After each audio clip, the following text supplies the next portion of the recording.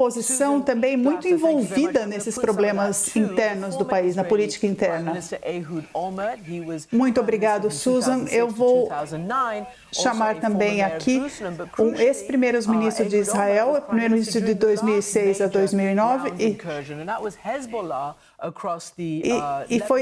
e ele foi primeiro-ministro durante a última grande incursão, que foi a do Hezbollah, na fronteira do Hezbollah, ao norte do país. Seja bem-vindo ao programa, primeiro-ministro. Então, em primeiro lugar, o senhor pode falar da sua opinião do que está acontecendo? Quão pior foi hoje do que em 2006, que foi a última grande infiltração no terreno de Israel?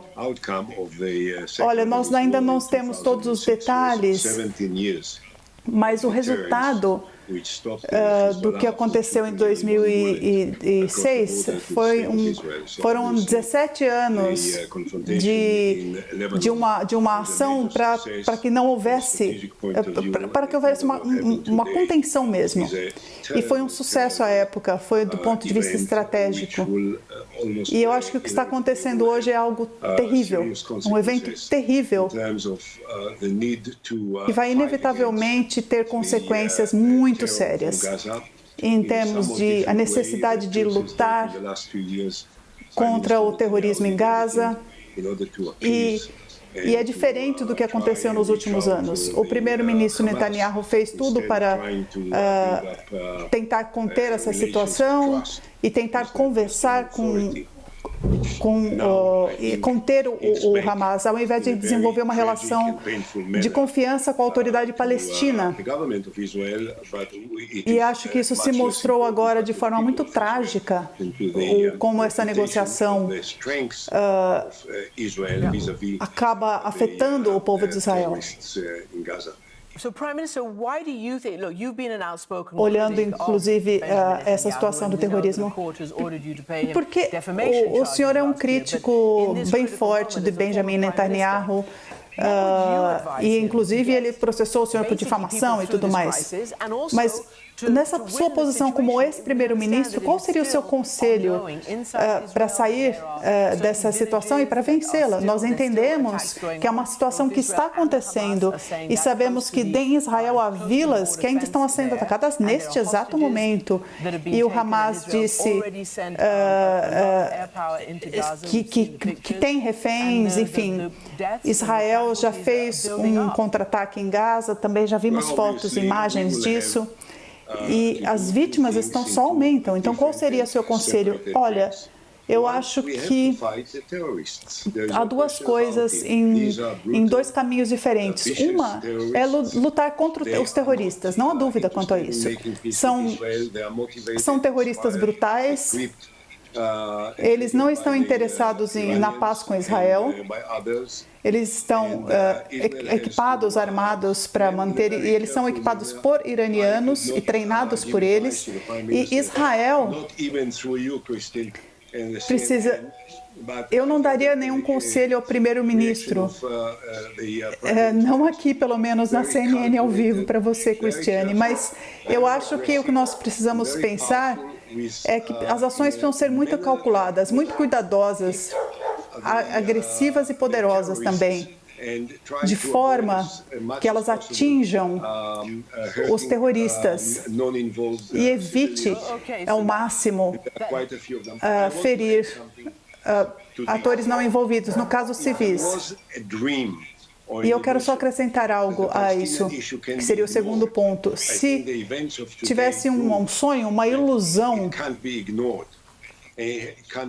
eu acho que a paz pudesse ser alcançada, os eventos de hoje mostram que essa situação não pode ser ignorada. É algo que precisa ser feito para conversar com os palestinos. Nós temos de lutar contra o Hamas, mas nós temos de procurar as autoridades palestinas. Nós temos de falar com aqueles que são capazes, que estão interessados e talvez prontos a falar conosco. E é algo que não foi feito durante muitos anos. E isso foi um erro trágico. Nós precisamos procurá-los. Nós precisamos falar com eles para lutar contra o Hamas. Pelo que o senhor sabe, da autoridade palestina na Cisjordânia, o senhor acredita que isso pode se estender para outras áreas, como a Cisjordânia ou para outras regiões de Israel? E não se ficar só contida a Gaza? Bem, você provavelmente sabe, nos últimos 2 meses, há atividades terroristas frequentes na região. Foi algo orquestrado pelo Hamas. E eles tentam também trazer a Cisjordânia para isso. Provavelmente é algo que pode ser expandido e nós temos de estar atentos a isso, mas essa é uma outra arena, o que o Hezbollah fará. E isso pode envolver outras facções. Então é algo que precisa ser pensado de uma maneira muito cuidadosa, mas, como eu disse, de uma maneira muito decisiva e muito forte. São 2 coisas ao mesmo tempo. Lutar contra o Hamas e conversar com Abu Mazen. Se alguém acha que nós podemos continuar a ignorar a questão palestina, como se ela não existisse, os eventos de hoje mostram, de uma forma trágica e dolorosa e sangrenta, de que isso não é possível.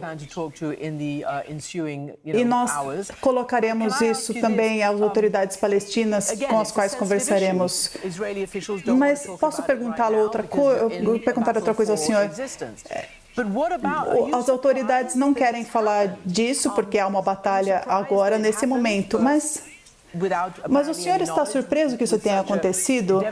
Surpreso pelo fato em si, pela falta de conhecimento e seu efeito devastador? O que o senhor acha que foi o gatilho de tudo isso? Houve algum tipo de evento que pode ter sido um gatilho para esse ataque? Será que foi só o aniversário da guerra do Yom Kippur, 50 anos dessa guerra, ou algo mais? Eu acho que é algo que vinha num crescendo. Nós deveríamos ter muito mais conhecimento sobre isso,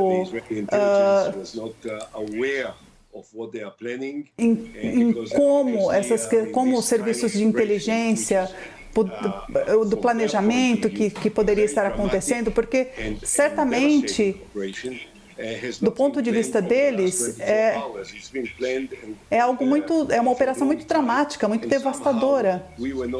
É algo que não foi planejado em 24 horas, é algo que está sendo planejado há muito tempo. E, de alguma forma, nós não encaramos isso de maneira apropriada para interromper isso antes. São questões que devem ser discutidas seriamente.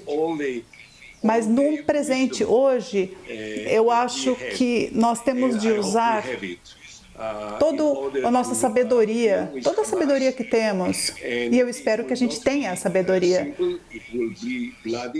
para lutar contra o Hamas. É algo que não será simples, é algo que será sangrento. Veremos muitos dias com fotos terríveis vindos de Gaza, e mais cedo ou mais tarde a onda da opinião pública deve mudar. Então, antes, aqueles que temiam pelo sofrimento dos outros, das vítimas da agressão israelense, eles vão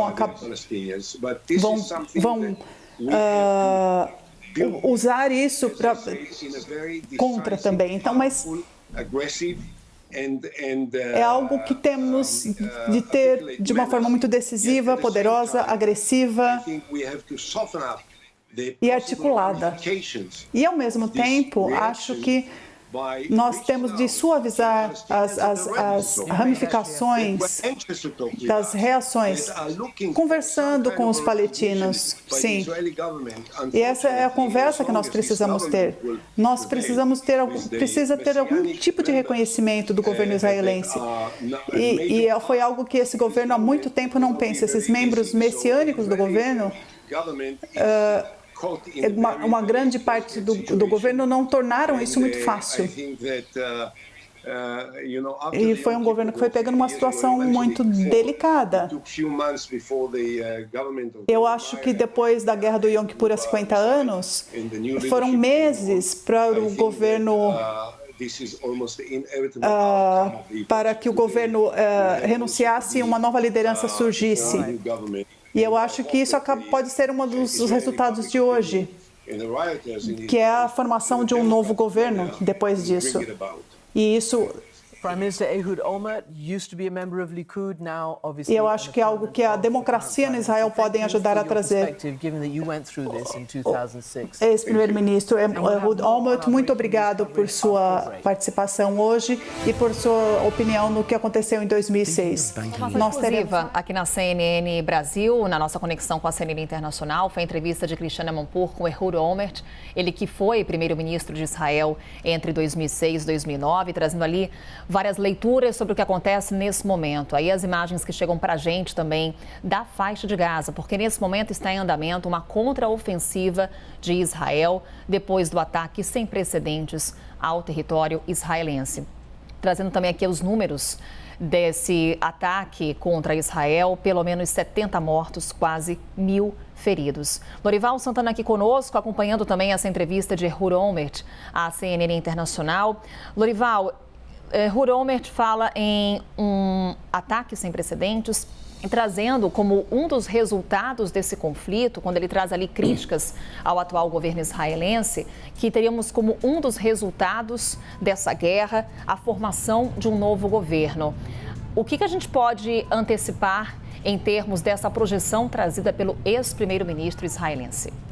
Existe um aspecto de desejo aí, né? Porque, embora ele tenha sido do partido Likud, o mesmo partido do primeiro-ministro Benjamin Netanyahu, ele hoje disputa poder com Netanyahu, né? Pertence aos grupos que se distanciaram do Netanyahu. Mas é claro que neste momento Israel está lidando com uma crise imediata e vai se concentrar no aspecto militar e de inteligência. Mas no segundo momento, Carol, realmente surgirão grandes questionamentos sobre como isso pôde acontecer, né? Afinal, as credenciais do Netanyahu estão muito concentradas na questão da segurança. Ele ampliou os poderes do ministro da Segurança, Itamar Ben-Gvir, que hoje controla também a polícia, e Itamar Ben-Gvir é um radical, né, líder dos colonos judeus na Cisjordânia, que defende a máxima pressão contra os palestinos. Então, é claro que a defesa de Israel está, em primeiro lugar, nas mãos do Ministério da Defesa e da inteligência militar e civil, mas esse é um governo que tem uma ênfase muito forte no nacionalismo e na segurança. Então, se um governo como esse não consegue conter um ataque como esse, aí de fato, reforça um pouco essa linha de argumentação que ouvimos do Ehud Olmert, no sentido de que não é possível ter segurança em Israel sem um acordo com os palestinos. Esse era o debate nos anos 90, quando Netanyahu chegou ao poder colocando a segurança acima da paz, dizendo que a segurança é que levaria à paz. E não é isso que nós estamos assistindo hoje.